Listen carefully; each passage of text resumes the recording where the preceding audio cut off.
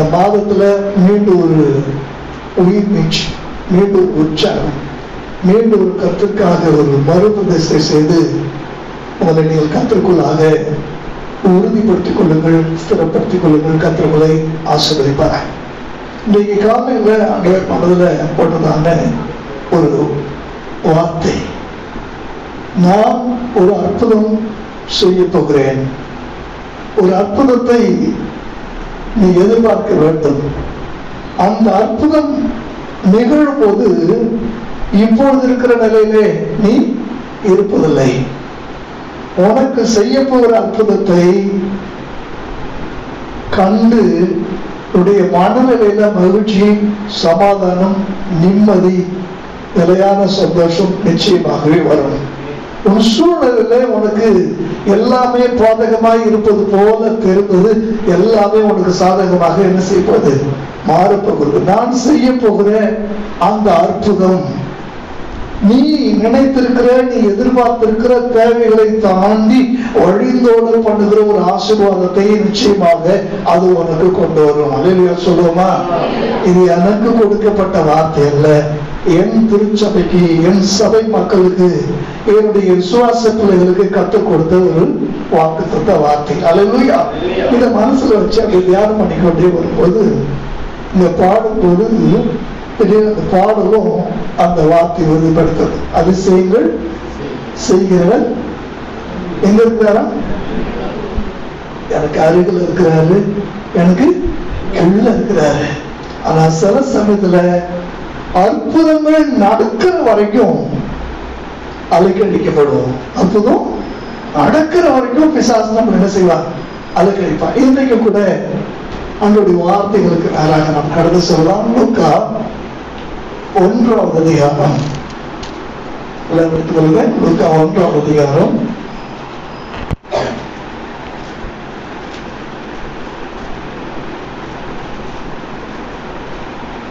5வது வசனத்திற்கு வாசிங்க.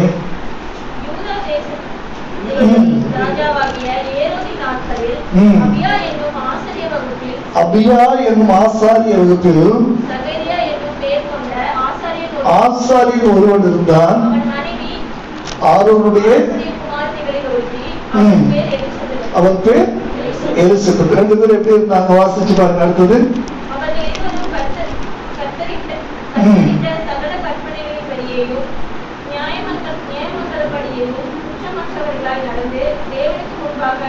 நீதி உள்ளவர்களாக இருந்தார்கள். எலிசபெத் மலடியாய் இருந்தபடினால் பிள்ளை இல்லாதிருந்தது. இருவரும் வயது சென்றவர்களாகி இருந்தார்கள். அப்படி இருக்க அவர் தன் ஆசாரிய வகுப்பின் முறைப்படி தேவ சந்நிதியில் ஆசாரிய ஊழியம் செய்து வருகிற காலத்தில், அதற்கு நீங்க நல்ல நீதிமான், இருவரும் கர்த்தருக்கு பயந்தவர்கள், குற்றமற்றவர்கள். இருவரையும் இணைத்தவர் யார்? கர்த்தர் இணைத்திருந்தார். இப்ப 2 பேருக்கு என்ன இல்லை? குழந்தை இல்லை. வாரிசு வர வேண்டும் என்று சொல்லி வாழ்க்கை முழுவதும் காத்திருந்தார்கள். இது வரைக்கும் காத்திருந்தாங்க, வாழ்க்கை முழுவதும் காத்திருந்தாங்க. இப்ப என்ன ஆயிடுச்சு? வாழ்க்கை முடிய போகுது. வாழ்க்கை வயது சென்றவர்களாக இதுக்கு மேல அவர் கற்பம் தரிப்பது கூடாத காரியம். 2 பேரும் ஏன்னா அவரே சொல்றாரு, வாசிச்சு பாருங்க. 19ஆம் வசனத்தை வாசிச்சு பாருங்க. இல்ல 19 18.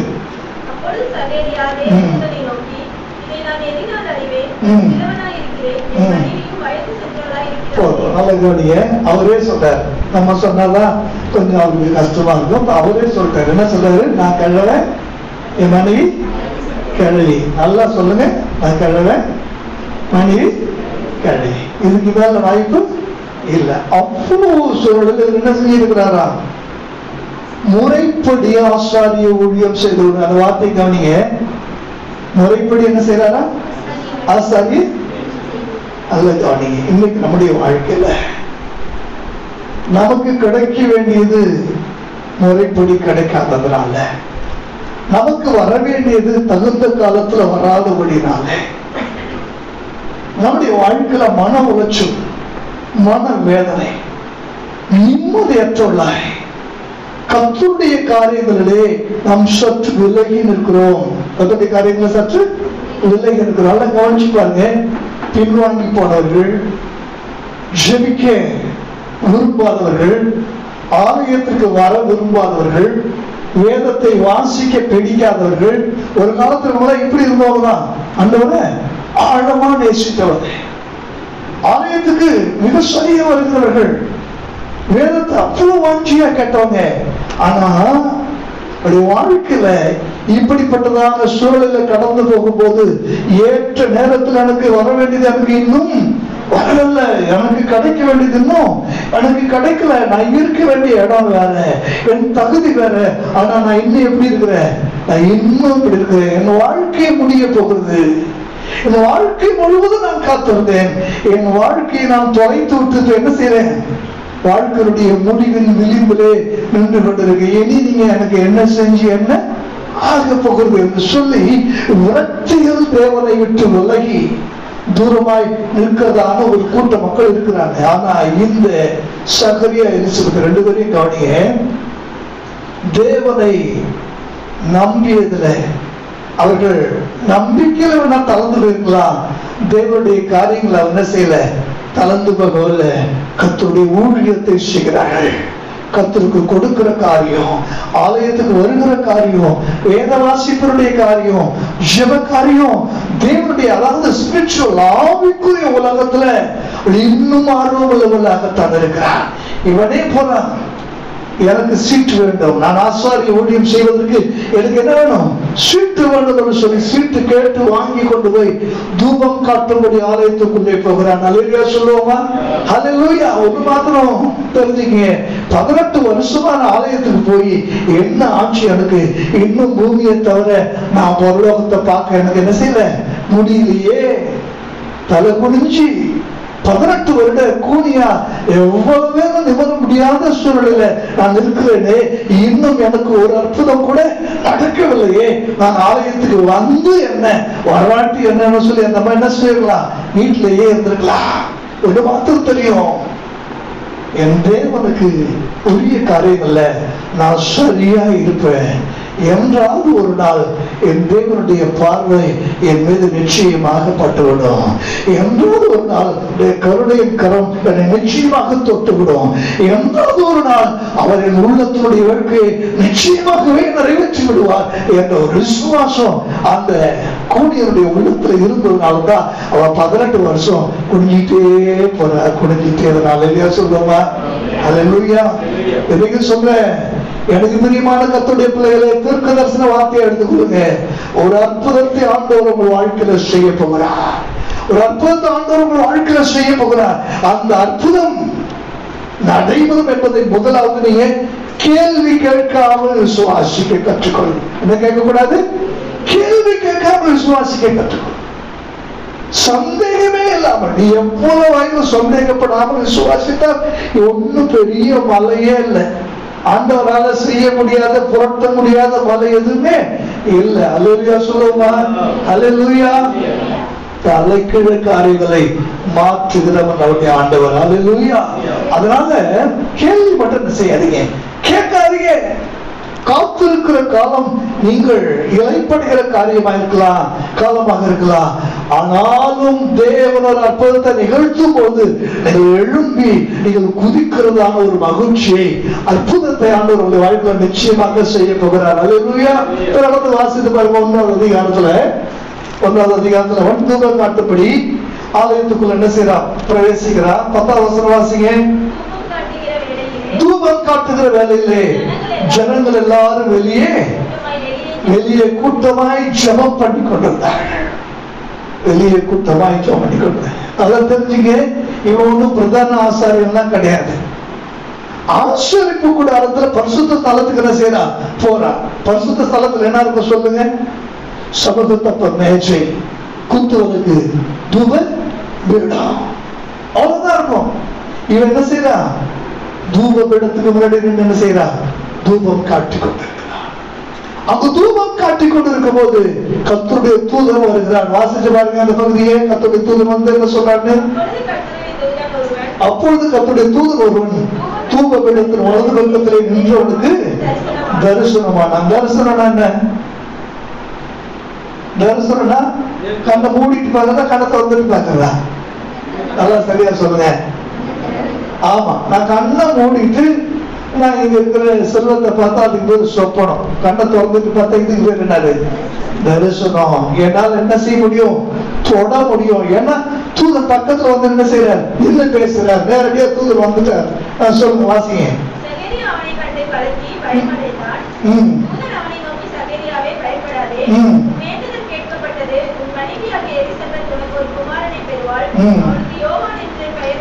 கவனிங்க, இந்த இடத்துலதான் ஒரு ரகசியத்தை சொல்றேன். உன் வேண்டுதல் அப்படின்னா கற்பம் செத்து போன பிற்பாடும் வேண்டுதல் செத்து போகவில்லை. வயது சென்று வாழ்க்கை முடிந்து போகிற சூழ்நிலையில இருந்தாலும் இன்னும் அவனுடைய வேண்டுதல் நிற்கவில்லை. இன்னொரு வேண்டுதல், இன்னொரு எதிர்பார்ப்பு, இன்னொரு வாஞ்ச, எனக்கு இது வேண்டும் ஆண்டவரே என்றுதான் ஒரு ஏற்றுமானக்குள்ள என்ன செய்யுது? அப்படியே இருக்கு. அவனுடைய வேண்டுதல் அவன் என்ன செய்யல, நிறுத்தல.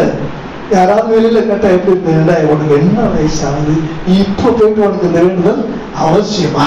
இப்ப உனக்கு இந்த வேண்டுதல் அவசியமா? எல்லாம் முடிஞ்சு போச்சு. ஆனாலும் வேண்டுதல் என்ன செய்யல முடியல. அழகா சொல்ற, உன் வேண்டுதல் எப்ப கேட்கப்பட்டுச்சு? எப்ப கேட்கப்படுது? நான் கழவா இருக்கிறேன், அவன் கழவியா இருக்கிறா. இப்ப என் வேண்டுதல் சொல்ற, உன்னுடைய வேண்டுதல் கேட்கப்பட்டுச்சு. உன்னுடைய மனைவி உனக்கு ஒரு குமாரனை பெறுவா.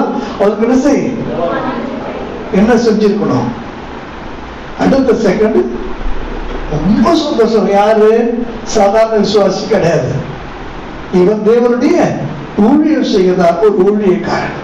விசுவாசிகளுக்காக தேவ சமூகத்தில் நின்று மன்றாடுகிறதான ஒருவன், ஒரு மத்தியஸ்தன். தேவனுக்கும் மனிதனுக்கும் இடையில் இருக்கிற ஒரு மத்தியஸ்தன். அவ்வளவு மகத்துவமான ஊழியத்தை செய்கிறவனுக்கு இந்த வேதம் அவனுக்கு நல்லாவே என்ன செய்யும்? நல்லாவே தெரியும். இதுக்கு முன்னாடி இவனுடைய தாத்தா பேரு ஆபிரகாம், இவனுடைய பாட்டி பேரு யாருங்க? சாராள். இவங்க ரெண்டு பேருமே இதே கண்டிஷன்ல இருக்கும் போதுதான் அங்க ஒரு அற்புதம் நடந்துச்சு. யாருக்கு தெரியும்? நம்மளுக்கு நல்லாவே தெரியும். இவர் போதிக்கிறவர், மற்றவங்களுக்கு சொல்றவர். அவர்கிட்ட இப்ப காபிரியல் சொல்றாரு, இந்த மாதிரி சொன்ன உடனே என்ன செஞ்சிருக்கணும்? சந்தோஷப்பட்டு உடைய வார்த்தைக்கு உடைய அடியான் அடிமைன்னு என்ன செஞ்சிருக்கணும்? மரியாதை சொன்ன மாதிரி சொல்லிருக்கணும். ஆனா இவர் என்ன சொல்றாரு? வாசிப்பாங்க, 18 வாசிங்க.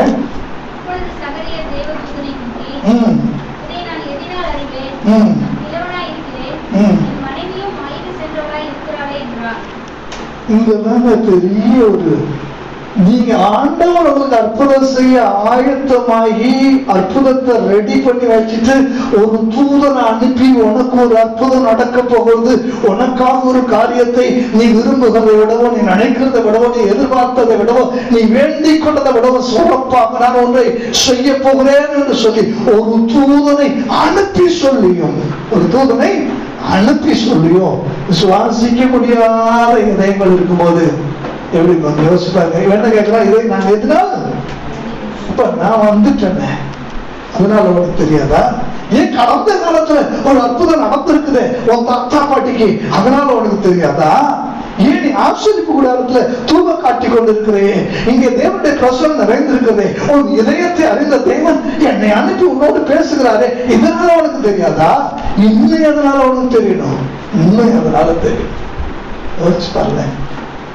பல சமயத்துல தேவன் நமக்கு முன்னாக வைத்திருக்கிற அடையாளங்கள் ஏராளம், முன் உதாரணங்கள் ஏராளம், கர்த்தர் நமக்காக செய்ததான கடந்த கால காரியங்கள் அப்படி விசுவாசத்துக்கு ஆதாரங்களாக ஏராளமாக இருக்கிறது. அவ்வளவு ஏராளத்தையும் வச்சுட்டு நான் எதனால் அறிவு இல்லையா? என் ஜனங்கள் அறிவில்லாமையினால் சங்காரமாகிறார்.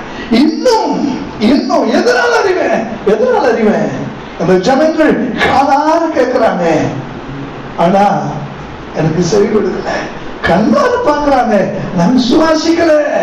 உதவிகளினால என்னை சேர்ந்து யார அவங்க பக்கத்துல இருக்கிறாங்கன்னு சொல்றாங்க, ஆனா உள்ளத்துல எனக்கு அவளுக்கும் வேறு பக்கத்துல வந்துட்டாங்க. உள்ளத்துல இன்னும் அவர்கள் எகிப்துல இருக்கிறார்கள். நாங்கள் எகிப்துல இருந்தால் தேவை அந்த மாதிரிதான் கேட்கிறாங்க. எதனால அறிவு நம்மளால இப்ப என்ன செய்யறாருன்னா வெளி தோற்றத்தை பார்க்கிறார். அல்லேலூயா சொல்லுமா. எதை பார்க்கிறாரு? வெளி தோற்றத்தை. துஷ்டன் அப்படியே திடீர்னு எப்படி மாறிடுவாரு? நாகமான் மாதிரி அப்படியே குழந்தையுடைய மாம்சம் அப்படி வெளில வரும்போது நம்மளால எப்படி வரணும்? அதனால மாதிரி வரணும். அப்படி உடம்புலாம் என்ன செஞ்சிடும்? வீட்டுக்கு போய் பார்க்கும்போது பாட்டிக்கு எப்படி ஆயிடணும்? பாட்டி குமரியும் இவர் எப்படி ஆயிடணும்? குமரன் அப்படியே அந்த பரிசுத்த ஸ்தலத்துல இருந்து வெளில வரும்போது வெளில ஜெபம் பண்ணி இருக்கிற மக்கள் பார்த்த உடனே அப்படி ஒண்ணும் இல்லை. வெளி தோற்றத்தை பார்க்க வேண்டாம். உள்ளான காரியங்களிலே தேவனுடைய அற்புதத்தை ஆண்டவரே ஒரு சூழ்நிலை எனக்கு சாதகமா இல்லையே, ஒரு சூழ்நிலையும் சாதகமா இல்லையே. என் தோல் சுருங்கி போய்விட்டது. குழந்தை பிறந்தால் பால் கொடுப்பதற்கு என் மனைவிக்கு மார்பகங்கள் சுருங்கி போயிருக்கிறது. சூழ்நிலைகள் எல்லாம் தலைக்கீழாக இருக்கிறது. அப்படி இது நடக்கும். வெளி தோற்றத்தை பார்க்காத. ஆபிரகாமுக்கு செய்த அற்புதத்துல வெளி தோற்றத்தை வைத்து ஆண்டவர் அற்புதத்தை செய்யவில்லை. ஒரு தாவீதை கோலியாத்துக்கு முன்னாடி ஆண்டவர் கொண்டு போகும்போது அவன் அப்படியே புஷ்ஷுன்னு அப்படி என்ன செஞ்சிடலாம்? ஒரு பல்கான பெரிய மலை மாதிரி மாத்தி அப்படி கோலியாத்திட்ட கொண்டு போயிருந்தா இவன் ஏறி மிதிச்சு என்ன செஞ்சிருக்கலாம்? நசுக்கி கொண்டிருக்கலாம். சின்ன தாவீதை சின்னவனாகவே வைத்து அவனை பயன்படுத்துவதுதான் கர்த்தருக்கு மேன்மை. அல்லேலூயா சொல்லுவோமா? ஹல்லேலூயா. அற்புதம் நடக்க போகிறது. ஒரு அற்புதம் நடக்க போகிறது. அந்த அற்புதம் நடப்பதற்கு தடையான மனநிலையை, அவிசுவாசமான கேள்விகளை கேட்பதை நிறுத்துங்க. ஆண்டவர் நடக்கு. நான் விரும்புவதை விடவும் சிறப்பாக செய்ய வல்லமை உள்ளவராக இருக்கிறார். ஹல்லேலூயா, ஹல்லேலூயா. தோற்றத்தை மாற்றி அவர்களை பயன்படுத்த அவசியமே இல்லை. மோசே 40 நாட்கள் தேவ சமூகத்தில் உட்கார்ந்துட்டு வந்துட்டான். உட்கார்ந்து பிற்பாடு அவனுக்கு தோற்றம் ஆச்சா? சொல்லுங்க. ஒன்னே ஒண்ணு, அவருடைய மகிமை அவருடைய முகத்துல பிரகாசித்தது வேற. ஒன்னும் இங்க இருந்த மச்சம் மாறவே இல்லை, இங்க இருந்த தழும்பு மாறவே இல்லை. மோசே எப்படிதான் இருக்கிறான்? மோசே மோசேவாகத்தான் இருக்கிறான். அவருடைய பிரசன்னத்தின் பிரகாசம் மட்டும்தான் அவன் மேல மகிமையாய் பிரகாசித்தது. அல்லேலூயா சொல்லுவோமா? ஹல்லேலூயா. வெளி தோற்றத்தின்படியான காரியத்தை, அடையாளங்களை நீங்க என்ன செய்யறீங்க? கேட்காதீங்க. அது தேவனை பரிசித்து பார்ப்பதற்கு தெரியாதவங்க கேட்கலாமே, தெரியாதவங்க கேட்கலாம். ஏன்னா அது கேட்கிறா, ஆண்டவரே மீதி அந்த கையில நீங்க ஒப்பு கொடுப்பீங்கிறது நான் எப்படி தெரிஞ்சுக்கிறேன்? அவன் சாதாரண ஒரு ஆளு. இன்னைக்கு ராத்திரி நான் என்ன செய்வேன்? நல்ல பனிக்காலம் அது. அப்படி இல்லை, அது என்ன காலமே தெரியல. அவன் ஜோம் பண்றான். இன்னைக்கு ராத்திரி தோலை நான் என்ன செய்வேன்? வெளில போடுவேன். காலையில பார்த்தா பூமியெல்லாம் காஞ்சிருக்கணும், தோல்ல மட்டும் என்ன செய்யணும்? பனி பெஞ்சிருக்கணும். அடுத்த நாள் பார்த்தா எடுத்து புழியிற அளவுக்கு அவ்வளவு பனி. அடர்த்து கொடுத்துட்டாரா? இன்னும் இருக்கு, திருப்தி இல்லை.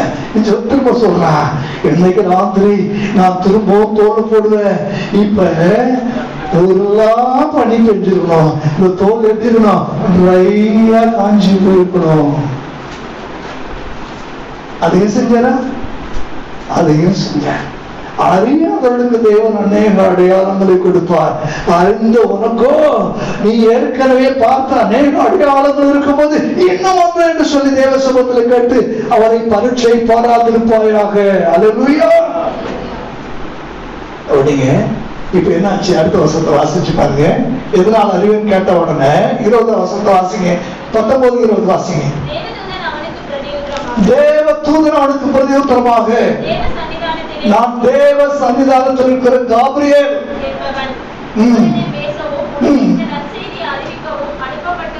யாரால் அனுப்பப்பட்டு வராரு?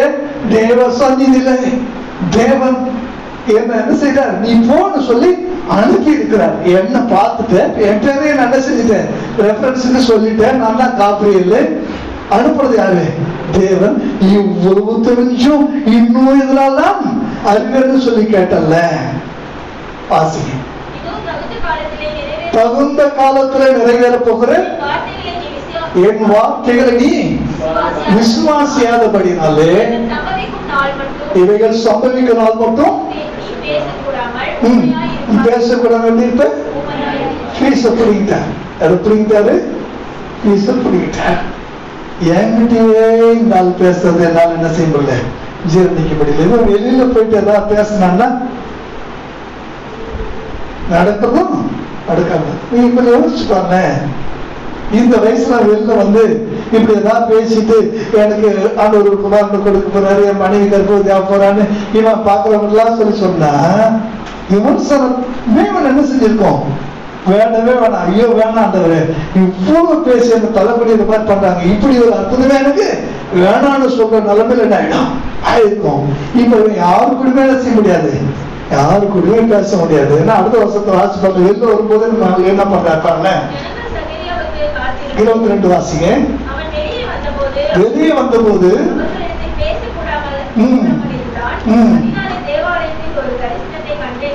கண்டான் என்று அறிந்தார்கள். ஆமா, சைகை காட்டி நம்ம இப்ப நம்ம என்ன ஆயிடுச்சு, இப்ப எது பேசல, வாய் பேசல, இப்ப என்ன பேசுது, என்ன நான் கொஞ்சம் யோசிச்சுக்கல. பிறவி ஊமையா இருக்கிறவங்க சைகையில அவர்கள் ஒரு மொழி வைத்திருப்பாங்க. ஆனா நம்மளுக்கு எதுக்கு என்ன மாதிரி சைகை காட்டுறது ஒண்ணுமே புரியாது. வீட்டுக்கு வந்தவனா அவன் விசேஷ பார்த்து இப்படி இப்படின்னா என்ன இப்படி ஒண்ணுமே இவன் என்ன பண்ணது ஒண்ணுமே புரியல, அந்த மாதிரி ஒரு சூழ்நிலை. ஆனா பாத்தீங்கன்னா அவள் தன் ஊழிய நாட்களை நிறைவேற்றி வீட்டுக்கு வரும்போது எப்படி இருக்கிறாங்க எலிசபெத், வாசிச்சு பாருங்க. எலிசபெத் 24 வசனத்தை வாசிங்க. 23, 24.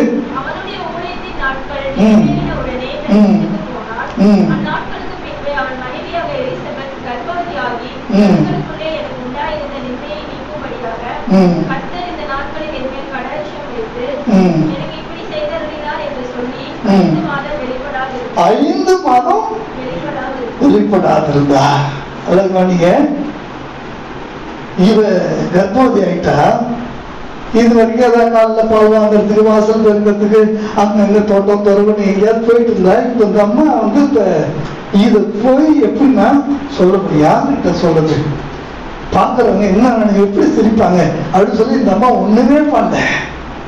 அற்புதம் நடக்கிற வரைக்கும் நான் வெளியில நான் என்ன செய்ய மாட்டேன், எதையும் சொல்ல மாட்டேன், யாருக்கிட்ட எதையும் என்ன செய்ய மாட்டேன், பகிர்ந்து கொள்ள மாட்டேன், எதையும் யாருக்கு நான் என்ன செய்ய மாட்டேன், காட்ட மாட்டேன்னு சொல்லி இந்த அம்மா எங்க இருக்கிறாங்க, வீட்டுக்குள்ளேயே, வீட்டு சிறை என்று சொல்றாங்க.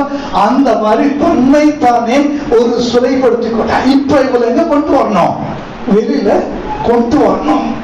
வெளில கொண்டு வரதுக்கு இப்ப யார் தான் வரா, காபிரியல் தூதன் வரார். வாசிச்சு பாருங்க.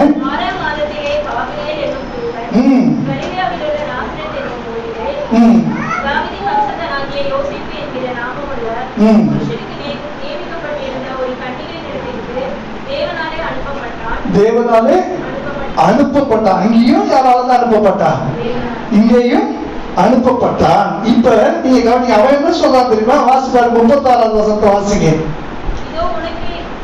இனத்தாலா இருக்கிற எலிசபெத்தும் ஒரு புத்திரனை கர்ப்பம் தரித்திருக்கிறாள். அப்பா, காபிரியலுக்கு கணக்கு நல்லா தெரியுது. அவன் சொல்லிட்டு போய் இப்ப எத்தனை மாசம் ஆயிடுச்சு, 6 மாசம். இன்னும் தம்மா எங்க வரல, இல்ல வரவே இல்லை. மரியாதை சொல்றது, நான் உனக்கு சொல்றேன் சாதாரண நினைச்சுக்காத, இதுக்கு முன்னாடி நான் தான் வந்து சொன்னேன். நான் சொன்ன அந்த அம்மாவுக்கு இப்ப எப்படி 6வது மாசமா, வாய்ப்பே இல்லையே. கன்சீவ் ஆயிருந்தா அவன் என் கசின் ஆச்சு, எனக்கு ஒரு SMS பண்ணிருப்பா, இல்ல வாட்ஸ்அப்ல இல்ல ஒரு வீடியோ கால், இல்ல ஒரு போன், ஏதாவது ஒண்ணு சொல்லிருப்பாள். என் கசின் என்ன செய்யல, சொல்லல. அவ கல்யாணம் ஆனதுல இருந்து இன்னும் அவளுக்கு என்ன ஆகல, குழந்தை இல்லையே. அதுவும் 6 மாசம் வரைக்கும் அவ எப்படி சொல்லாம இருப்பா. இது என்னப்பா, அது வாசிப்பாங்க, அடுத்த வருஷத்தை வாசிப்பாங்க.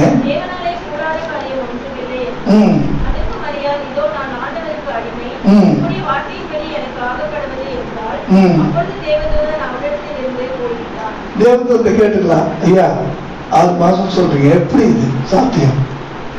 நேரம் எங்களுக்கு தகவல் என்ன சொல்லியிருக்கோம், வந்துருக்குமே, தகவலே வரலையே. நீங்க சொல்றத நான் எப்படி வெயிட் பண்ணுங்க, நான் போய் பார்த்துட்டு வந்து அப்புறம் கன்ஃபார்ம் பண்ணதுக்கு 2வது நம்ம சொல்லுவாங்கல்ல, மனோவுடைய அம்மா, வெயிட் பண்ணுங்க, நான் போய் யாரை கூப்பிட்டு வரேன், எங்க வீட்டுக்காரரு கூப்பிட்டு வரேன்னு சொல்லுவாங்க. அந்த மாதிரி சொல்லிடலாம். ஆனா ஒரே வார்த்தை மரியாதை, இதோ நான் ஆண்டவருக்கு என்ன மாதிரி விசுவாசிக்கவே முடியாத சூழ்நிலை கூட தேவனுடைய வார்த்தைக்கு கீழாக தன்னை அடிமைப்படுத்துகிறதான ஒரு மனம், நடக்காத அற்புதங்களை கூட நமக்காக நடத்தி வைக்கும். கரங்களை தட்டி கர்த்தரை மகிமைப்படுத்துவோமா? இந்த மாதிரி யாருங்க? மரியாள் இன்னும் கல்யாணம் ஆகல, நிச்சயிக்கப்பட்டிருக்கிறாங்க. யார் வீட்டுல இருக்கிறாங்க? தான் வீட்டுல இருக்கிறாங்க. இப்ப இந்த வார்த்தையை கேட்ட உடனே வீட்டுல அப்பாட்ட, அம்மாட்ட, பாட்டிட்ட, தாத்தாட்ட யாருக்கிட்டையுமே என்ன செய்யல, சொல்லல. வாலிப பெண் என்ன எப்படி வாசிப்பாங்க? அடுத்த வசந்த வாசி பாருங்க. அந்நாட்கள் மரியாள் எழுந்து யூதாவில் உள்ள ஒரு பட்டணத்துக்கு எப்படி போற? தீவிரமா எப்படி போவீங்க? பிரசவீங்களா?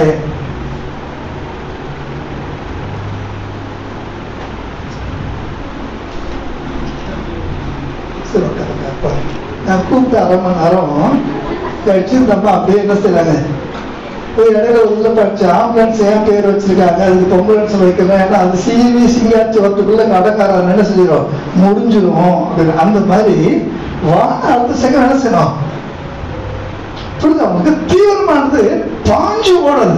பாய்ந்து ஓடுற நதி மாதிரி நம்ம என்ன செஞ்சிருப்பாங்க, ஓட்டம் நடையுமா. அதுவும் பிளைன்ஸ்ல இல்ல, எங்க மலை நாட்டுல. தேவனுடைய வார்த்தையை கேட்ட உடனே அந்த வார்த்தைக்கு உண்டான கன்ஃபர்மேஷன் 6 மாசத்துக்கு முன்னே ஒரு ஆண்டுடைய வார்த்தை எப்படி வளர்ந்து நிக்குது. 6 மாசமா அந்த அற்புதம் என்ன செஞ்சிருக்கு, வளர்ந்து இருக்குது. இப்ப அந்த அற்புதத்தை என்ன செய்யணும், போய் பார்க்கணும். இது 6வது மாசம். நீ போறன்னா அந்த அம்மா என்ன எங்கதான் இருக்கும், போன ஒண்ணுமே சொல்லல. இவ போறப்ப வாசல் இந்த மாதிரி காணும், வீட்டுக்குள்ள போய் பாக்குறாங்க, வரங்கடா எல்லாம் பக்கத்துல. கடைசியில உள்ள அறையில ஒரு ரூம்ல யாரும் உட்கார்ந்துருக்கா, எலிசபெத்து உட்கார்ந்து இருக்கிறாங்க. இந்த விஷயம் யாருக்குமே தெரியாது. ஏன்னா மரியாள் அந்த ஊர்லயும் இல்ல, அந்த ஊரை சேர்ந்தவர் கிடையாது. தூரமான ஒரு இடத்துல, இந்த ஊர்ல இருக்கிற பக்கத்து வீட்டுக்காரிக்கு கூட தெரியாத விஷயம். வேற ஒரு ஊர்ல இருந்து யார் வரா, மரியாள் வந்து என்ன சொல்ற, வாசிச்சு பாருங்க. பிரவேசித்து எலிசபெத்தை எப்படி இருந்திருக்கும் சொல்லுங்க. எலிசபெத்தை வாழ்த்துன உடனே அடுத்த வசனத்தை வாசிங்க.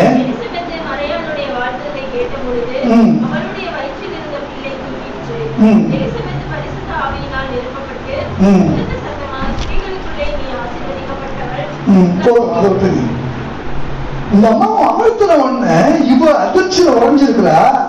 உள்ள இருக்கிற குழந்தை சொல்லுது வாழ்த்துக்கள். அது என்ன செய்யுது, அது சொல்றது உள்ளது. சில பேர் நம்ம வந்து வாழ்த்து சொல்லும்போது என்ன சொல்லுவோம், நன்றி சொல்றோம்ல. அந்த மாதிரி இந்த அம்மா அப்படியே வாயடிச்சு போய் நிக்கிறாங்க. ஏன்னா இந்த செய்தி யாருக்கு தெரியாது, அக்கம் பக்கத்துல உள்ள ஒருத்தருக்குமே தெரியாது. இது எப்படி இது அந்த வாழ்த்து போது உள்ள அந்த குழந்தை என்ன செய்யுது, துள்ளுது. வெறும் வயிற்ற கூட மறைச்சிருந்தாங்க. குழந்தை துள்ளும் போது வேற ஒண்ணுமே பண்ண முடியாது, பறிக்கவே. இப்ப யோசிச்சு பாருங்க.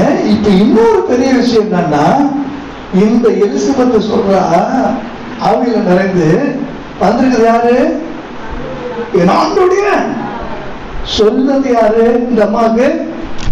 இந்த அம்மாவுக்கு சொன்னது யாரு, உள்ள இருக்காரு பத்தீங்களா, ஒரு குழந்தை இன்னும் பிறக்கவே இல்லை, இன்னும் பேசவே இல்லை. பேசாத குழந்தை பேசுனது, கற்பத்துக்குள்ள பேசுறத கேட்ட தாய் யாரு, வந்திருக்கிறது அம்மா, அது ஆண்டவருடைய தாய். அவ்வளவு பெரிய அதிசயம். இந்த மறைவான இடத்துல அவங்க பாருங்க, இந்த குழந்தை சொல்றதை கேட்டு சொல்றா, என் ஆண்டவருடைய தாய் இடத்துல வந்தது எனக்கு என்ன கிடைத்தது, ஸ்திரீகளுக்குள்ள ஆசீர்வதிக்கப்பட்டவன். இப்ப கவனிங்க. இப்ப இவருக்கு எத்தனாவது மாசம், 6வது மாசம். மரியாளுக்கு இந்த வார்த்தை சொன்ன உடனே எங்கேயுமே நிக்காம என்ன செய்யறா, தீவிரமா போற. நீங்க கவனிச்சு பாருங்க. இப்ப குழந்தை செத்து போச்சு. ஒரு அம்மா எலிசாவை பார்க்கறதுக்காக போறாங்க. கழுது மேல உட்கார்ந்து இருக்கிறாங்க. டிரைவர் என்ன செய்யறாரு, நீ எங்கேயும் இந்த கழுதை என்ன செய்யக்கூடாது, நிறுத்தக்கூடாது. யார் எந்த கேள்வி கேட்டாலும் பதில் சொல்லக்கூடாது. நேரா இந்த கழுதை எங்கதான் போய் நிக்கணும், எலிசாவுடைய வீட்டுலதான் போய் நிக்கணும். அது மாதிரிதான் இந்த மரியாள் இடையில யாரையும் என்ன செய்யல, யாருமே கண்ணுக்கு போடல. நான் பார்க்கிற முதல் காட்சி எலிசபெத்தினுடைய அந்த கற்பத்தினுடைய அந்த கனியை பார்க்கிற ஒரு காட்சியா தான் என்ன செய்யணும் இருக்கலாம். அந்த குழந்தை துள்ளத எலிசபெத் பார்க்கல, யாரு பார்க்கிறா, இந்த அம்மா பார்க்கிறாங்க. அல்லேலூயா சொல்லுவா. அதை பிரியமானது என்னுடைய பிள்ளைகளே, கர்த்தருடைய வார்த்தையை நம்பி மட்டுமே எந்த மனிதனுடைய காரியங்களுக்கு செவி கொடுக்காம நடந்து பார், ஓடிப்பார். நீ போய் நிற்கிற இடம் அற்புதத்தின் நிழல் படுகிற ஒரு இடமாக இருக்கும். கரங்களை தண்ணி கத்திரமாகவே பார்க்கிறோம். இப்ப என்னாச்சுன்னா வந்த மரியாள் எவ்வளவு நாள் கூட இருக்கிறாங்க, வாசிச்சு பாருங்க. லூக்கா 1ஆவது அதிகாரம் 56வது வசனம். மரியாள் ஏறக்குறைய 3 மாதம் தன் வீட்டுக்கு திரும்பி போனார்.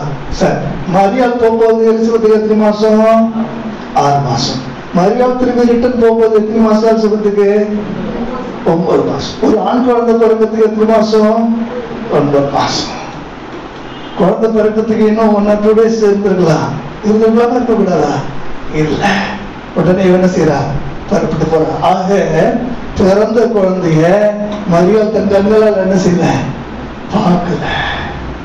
உள்ள போகும்போது நீ யோசிப்பால, இது ஆண்டோடைய தாயார் நம்ம சொல்லும் போது மரியாளுக்குள்ள கரு வளர்ந்துருச்சா? வளர்ந்துருச்சா கரு? இவளுக்கு அது 6 மாசம், அவருக்கு 6 நாள் கூட ஆகல. அந்த கரு வளர்வதற்கு முன்னதாக தேவனுடைய வார்த்தை அவருடைய உள்ளத்துக்குள்ளே அது உற்பத்தி ஆக ஆரம்பித்ததான அந்த ஒரு வினாடியில சொல்ற எலிசபெத், இது என் ஆண்டவருடைய தாயார். தண்ணி கத்திரமாக தேவனுடைய வார்த்தை உங்க வாழ்க்கையில அற்புதங்களை வெளியரங்கமாக காண்பதற்கு முன்னதாகவே உள்ளே பார்த்து விசுவாசிக்கக்கூடிய ஒரு விசுவாசத்துடைய கண்கள் நமக்கு அவசியம் தேவையாக இருக்கிறது. அல்லேலூயா. சரி, இப்படி கவனிங்க. இதுக்கு என்ன ஆயிடுச்சு? குழந்தை பிறந்துச்சு. குழந்தை பிறந்த பிற்பாடு இப்ப எத்தனாவது நாள்? 8வது நாள். வாசிப்பாங்க 59 வாசிங்க. 8ஆம் நாளிலே பிள்ளைக்கு சரி. ஏன் 8ஆவது நாள்ல விருத்த சேதனம் பண்றாங்க யாருக்கா தெரியுமா? ஏன் யூதர்கள் 8ஆம் நாளிலே ஆண் குழந்தைக்கு விருத்த சேதனம் பண்றாங்க? நம்ம அனைவருக்கு ஆண் குழந்தையை பெற்ற தாய் 7 நாளும் தீட்டாயிருப்பார். பெண் குழந்தையை பெற்ற தாய் 14 நாட்கள் தீட்டாயிருப்பார். ஆண் குழந்தையை பெற்ற தாய் குழந்தையை பெற்ற பிற்பாடு 7 நாள் தீட்டு கழிந்த பிற்பாடு வீட்டுக்கு தூரமாய் 33 நாட்கள் இருப்பார். பெண் குழந்தையை பெற்ற தாய் 66 நாட்கள் இருப்பார். நீ வீட்டுக்கு போன பிற்பாடு லேவியராகமம் 12வது அதிகாரத்தை என்ன செய்ய எடுத்து பாருங்க, உங்களுக்கு தெரியும். இப்ப 8வது நாள் விருத்த சேதனம் பண்ண என்ன வச்சிடணும்? பேர் வச்சிடணும். பேர் வைக்கிறப்ப எப்பயுமே எதை சேர்த்து வைப்பாங்க? அப்பா பேரையும் கூட சேர்த்து வைப்பாங்க. சகரியான்ற ஒன்றை சேர்த்து வைக்கலாம். நீ இந்த பேரோட எந்த அப்பாவை என்ன செய்யாத, சேர்க்காத. இந்த குழந்தை அந்த அப்பாவால வந்த குழந்தை இல்லையா சொல்லுவோமா? அதனால இந்த குழந்தைக்கு என்ன பேர் வைக்கணும்? வாசிப்பாங்க 1ஆவது அதிகாரம் 60வது வசனம். யோவான் என்று பெயரிட வேண்டும். அதற்கு அவர்கள், உன் உறவின் முறையாக இந்த பேருள்ளவன் ஒருவனும் இல்லையே என்று சொல்லி தகப்பன் நோக்கி இதற்கு என்ன பெயரிட சங்கினால் கேட்டார்கள். எழுத்து பலகையை கேட்டு வாங்கி யோவான் என்று எல்லாருமே என்ன செய்யறாங்க? ஆச்சரியப்படுறாங்க. புருஷனும் அழகான செஞ்சாரு. எழுதினது எழுதினது. இதுக்கு மேல யாரும் என்ன செய்யக்கூடாது? பிலாத்து சொல்லுவதற்கு முன்னதாகவே அதை சொன்ன ஒரு இடம் இதுதான். யோவான் எழுதியாச்சு, நீ வேற பேர் வைக்கணும்னு சொல்லி பேரை மாத்த நீ ஒரு உறவு கூட்டமா வந்திருக்கலாம். ஆனா இந்த பேரை நீ மாத்தவே முடியாது. எழுதுனது எழுதுனதுதான் யோவான். அந்த பேர் எழுதுன உடனே அடுத்த அந்த அற்புதத்தை வாசிங்க. உடனே அவருடைய வாய் திறக்கப்பட்டு இதை படிச்சுட்டு போன நாட்கள்ல சிலர் என்ன பண்ணாங்கன்னா, எங்கெல்லாம் ஊமையா இருக்கிறானோ அவங்ககிட்ட சிலேட்டு பலகை கொடுத்து நீ என்ன செய், ஜான்னு எழுதின உடனே உனக்கு என்ன ஆயிடும்? அற்புதம் எல்லாரும் நடக்குமா? சொல்லுங்க.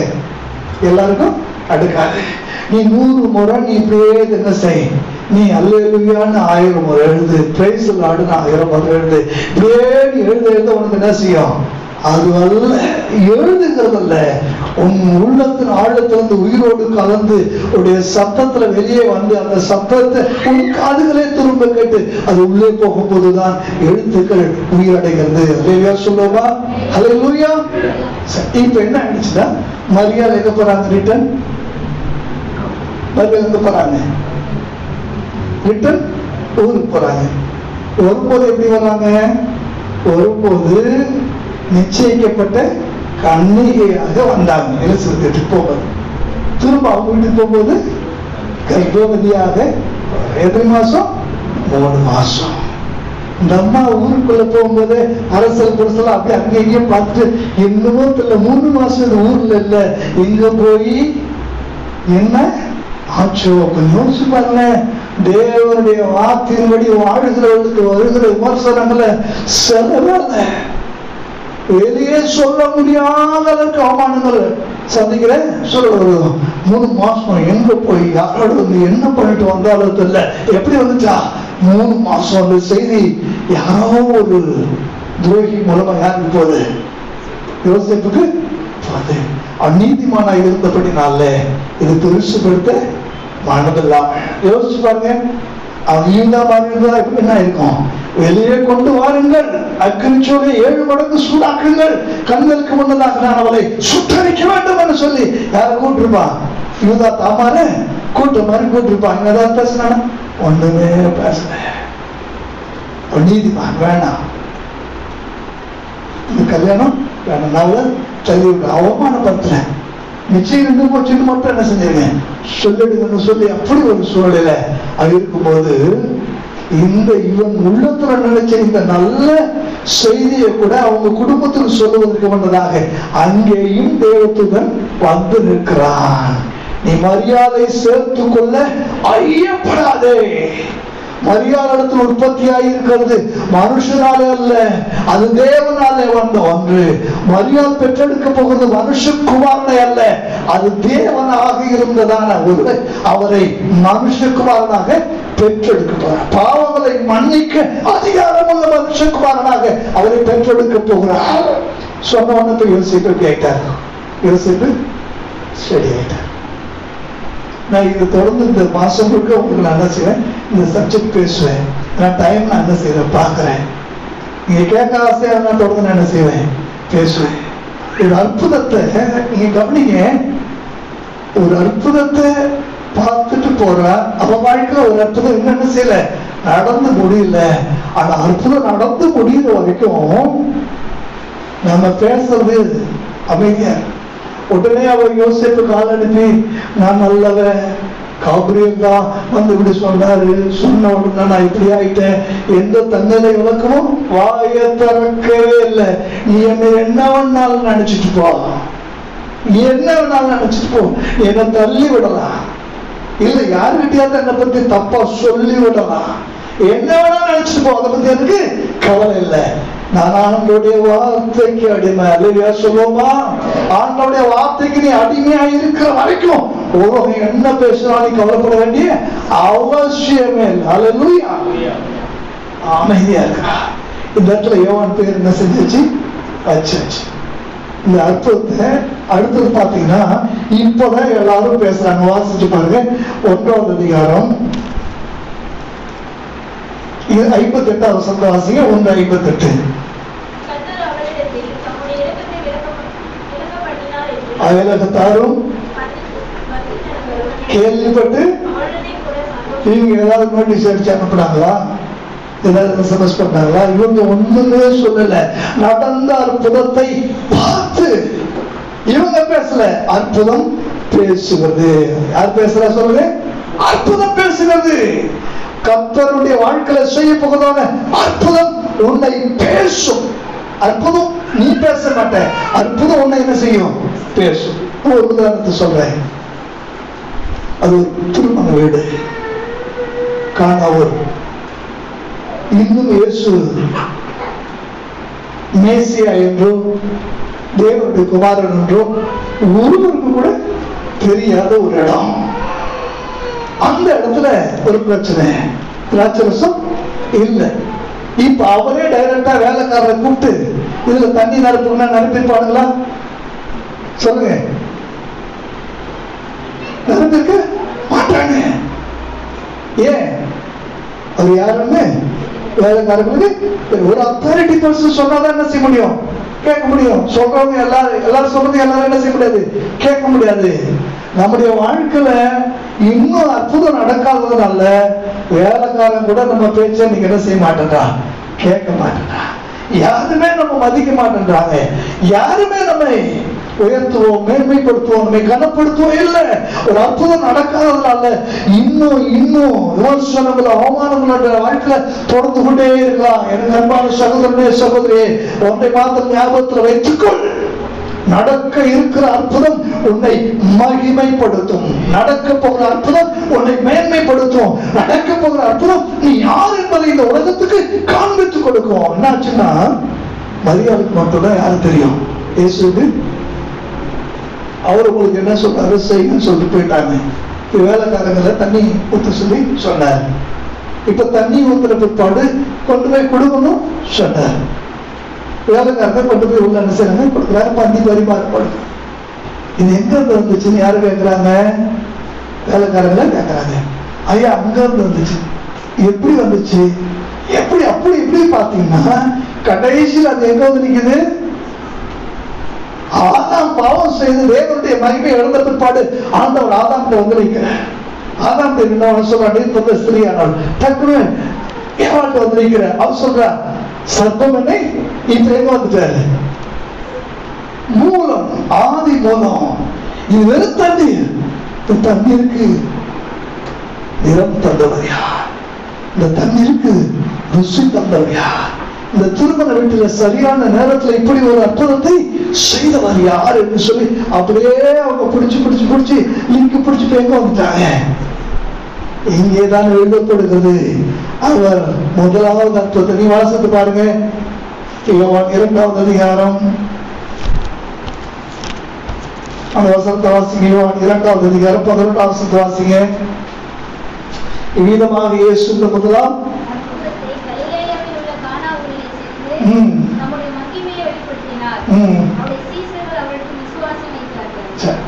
இப்ப அவரே போய் நான் தேவகுமார நான் அப்படி இப்படி யாருமே சொல்லவில்லை. அவர் செய்த அற்புதம் இப்போது அவரை தேடி விசாரிக்க வைக்கிறது. அந்த அற்புதம் தான் அவரை எல்லாருக்கும் என்ன செய்யுது? காண்பித்து கொடுக்கிறது. பிரியமான தேவனுடைய பிள்ளைகளே, சபரியை அரிசத்து போயிட்டு யார்கிட்டயுமே என்ன செய்யல. நாங்க எப்போதையா இருக்கிற ஆண்டவரோடு இப்படி ஒரு வார்த்தையை சொன்னாரு. ஒருத்தருடைய கூட காப்பிரியல் வந்ததாவோ அவன் இந்த மாதிரி சொன்னதாவே சொல்லல. ஒரு குழந்தையை பெற்றெடுத்த பிற்பாடு அயலகத்தார் உறவுகள்லாம் வந்து என்ன செய்து கர்த்தருக்கு செய்ததான அந்த அற்புதத்தை, அந்த இரக்கத்தினாலே வந்ததான அருள்தயத்தை அவர் என்ன செய்யறாங்க? பேசுறாங்க. அலையிலே சொல்லுமா? எல்லாரும் எழுப்பும். அதே சமூகத்துல எல்லாரும் எழுப்புங்க. இதனுடைய தொடர்ச்சி வருகிற வாரத்துல பேசுங்க. எனக்கு பிரியமான தேவனுடைய பிள்ளைகளே, ஏதோ ஒரு வெறுமை உங்களுடைய உள்ளத்துக்குள்ள இருக்கிறது. ஏதோ ஒரு பெரும் தேவை உன்னை பாரப்படுத்திக் கொண்டிருக்கிறது. ஏதோ ஒரு எதிர்பார்ப்பு இன்னும் உன்னை ஏங்க வைத்துக் கொண்டிருக்கிறது. ஏதோ ஒன்று உன்னை நிறை தடுமாற செய்து கொண்டிருக்கிறது. ஏதோ ஒன்று இன்னும் உன்னை கலக்க செய்து கொண்டிருக்கிறது. ஏதோ ஒன்று உன்னை புலம்ப வைத்துக் கொண்டிருக்கிறது. ஆண்டவர் சொல்லுகிறார், உனக்கு ஒரு அற்புதத்தை செய்ய போகிறேன். இந்த வார்த்தைக்கு முன்னதாக இதோ நான் ஆண்டவருக்கு அடிமை என்று நீ சொல்ல வேண்டும் என்று சொல்லி ஆண்டவர் விரும்புகிறார். ஆண்டவர் சொல்லுகிறார், என்னாலே செய்யக்கூடாத அதிசயமான காரியம் உண்டோ? தேவனால் கூடாத காரியம் ஒன்றுமில்லை. தேவனால் கூடாத காரியம் ஒன்றுமில்லை. தேவனால் கூடாத காரியம் ஒன்றுமில்லை. இந்த ஒரு வார்த்தையை காபிரியல் சொன்னதை கேட்ட உடனே மரியாதை சொல்லுகிறார், இது ஒரு ஆண்டவருக்கு அடிமை. இதுக்கு மேல நான் சந்தேகப்பட மாட்டேன். அந்த வார்த்தையை கேட்டு ஐயோ, நான் நிச்சயிக்கப்பட்ட பெண் வீட்டை விட்டு வெளியே வரக்கூடாது, நான் தன்னந்தனியா ரோட்ல நடக்க கூடாது, அதெல்லாம் யோசிக்கல. ஆண்டோடைய வார்த்தை சொல்லிட்டு சொல்லி வீட்டை விட்டுட்டு ஓடுறா, மலைகள்ல ஏறுறா, மலைநாட்டுக்குள்ள பிரவேசித்து எலிசபெத்தை சந்தித்து வாழ்த்துகிறார். அதுவும் எலிசபெத்துடைய வயிற்று தண்ணியை பார்த்து கர்ப்பவதியான்னு பார்த்துட்டு வாழ்த்துல இந்த வார்த்தையை கேட்டுட்டு விசுவாசத்தினாலே வாழ்த்துகிறார்.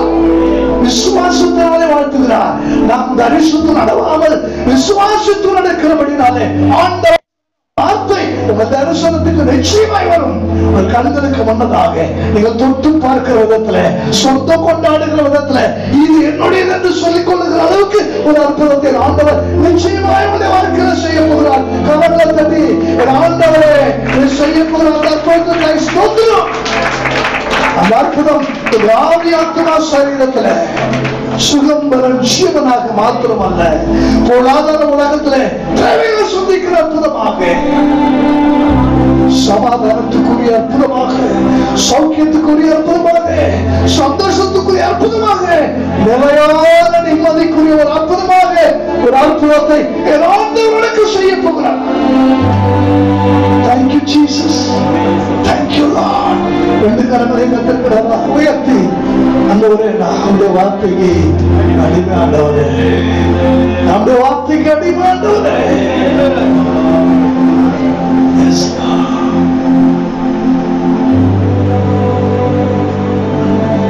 எனக்காக யாவரையும் செய்வரே, செய்து முடிப்பவரே, எனக்காக யாவரையும் செய்வரே, செய்து முடிப்பவரே, என் வாழ்வே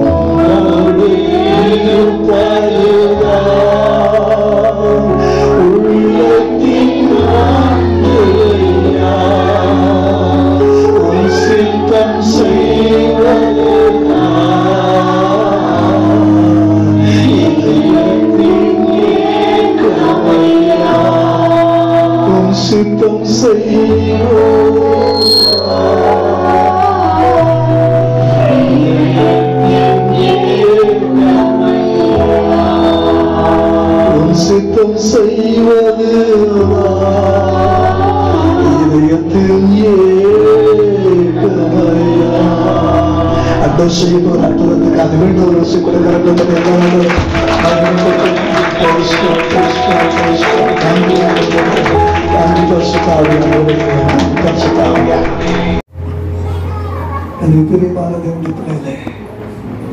ஒன்றை பார்க்கிறோம்.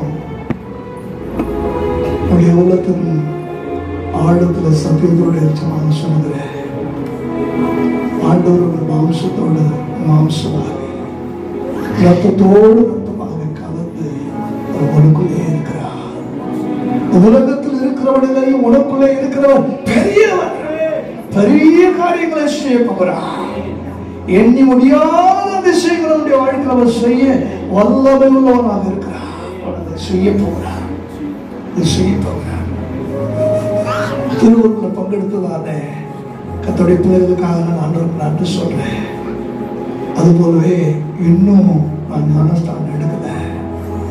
திருவுருள நான் பங்கெடுக்கணும்னு சொல்லி விரும்புகிற பிள்ளைகளுக்கு இந்த மாதத்தினுடைய இறுதிக்குள்ளாக ஒரு ஞானஸ்தான ஆராதனை ஒழுங்கு பண்ண வேண்டும் என்று சொல்லி சொல்லிட்டு வந்திருக்கிறேன். யாரையும் நீ ஞானஸ்தானம் எடுக்குன்னு சொல்லி கேட்க மாட்டேன், கட்டாயப்படுத்த மாட்டேன். ஐயா தண்ணீர் இருக்கிறதே, ஞானஸ்தானம் எடுக்க தடையுன்னு என்று சொல்லி இந்த கந்தாகே மந்திரி கேட்டது போல ஞானஸ்தானம் எடுக்கணும். எப்ப எனக்கு ஞானஸ்தானம் கொடுப்பீங்க? அந்த உணர்வோடு கேட்கிறவர்களுக்கு நிச்சயமாகவே ஒரு ஞானஸ்தான ஆராதனைக்கு கட்சி கொடுக்கிறேன். இந்த ஆராதனையில உன்னுடைய வார்த்தைகளை கேட்கவும் திரு தரிசனமாய் தேவன் சொன்ன காரியங்களை நம்முடைய வாழ்க்கையில சீக்கிரமாய் பெற்றுக்கொள்ளத்தக்கதாக நம்முடைய ஆவியாத்மா சரீரத்தை கத்த ஆயத்தப்படுத்த வேண்டும். கரங்களை தட்டி ஆண்டுடைய வார்த்தைகளுக்கு சொல்லுவோம். நன்றி நன்றி நன்றி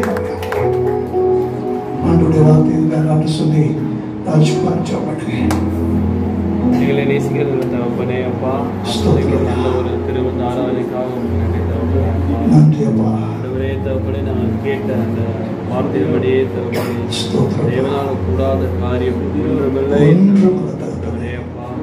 ஆண்டவரே, இதோ நான் கிழவனாய் இருக்கிறேன், என் மனைவி மனைவியாய் இருக்கிறார் சொன்ன வார்த்தையின்படியே தகப்பனே அப்பா, எரிசுபத்தை விசுவாசித்து எந்தபடினாலும் ஆண்டவரே அப்பா, வாழ்க்கையின் கடைசி பரியந்தம் சகல இருந்த பொழுது நீர் ஆண்டவரை கேட்கப்பட்டது என்று சொன்னது போல தகப்பனே, எங்கள் இதயத்தில் ஒவ்வொரு வேண்டல்களையும் மீது அறிவே தகப்பனே, அதற்கான ஏற்ற சமயத்தையும் மீது அறிவே தகப்பனே.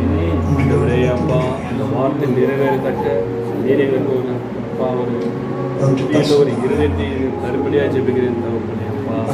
நாங்களும் தகப்பனே அப்பா, எங்களுடைய இருதயத்தின் வேண்டுதல் நிறைவேறும் அளவும் உண்மையுள்ளவர்களா இருக்க, நீதியுள்ளவர்களா இருக்க நீதிகளை மாற்றும்படியாக ஜெபிக்கிறேன் தகப்பனே அப்பா. இருக்கிற ஒவ்வொரு ஜனங்களையும் நீர் ஆசீர்வதிக்கும்படியாக ஜெபிக்கிறேன் இன்னும் ஆண்டவரே அப்பா, அநேக ஜனங்களை நீர் கொண்டு வந்து ஆசீர்வதிக்கும்படியாக ஜெபிக்கிறேன் தகப்பனே. எங்களுக்காக ஆயத்தம் இருக்கிற இடத்தை தரும்படியாக ஜெபிக்கிறேன் தகப்பனே. நன்றி தகப்பனே. மீட்பர் இயேசுவின் மூலம் ஜெபிக்கிறோம் நல்ல பிதாவே. ஆமென் ஆமென். எல்லாரும் ஒரு குரல்ல இருதயத்தின் அடித்தளத்திலிருந்து ஏகோபித்து சொல்லுவோமா?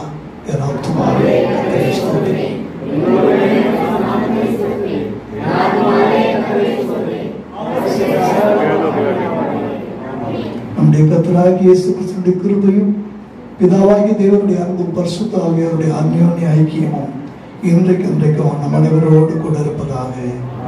Hallelujah. Praise the Lord.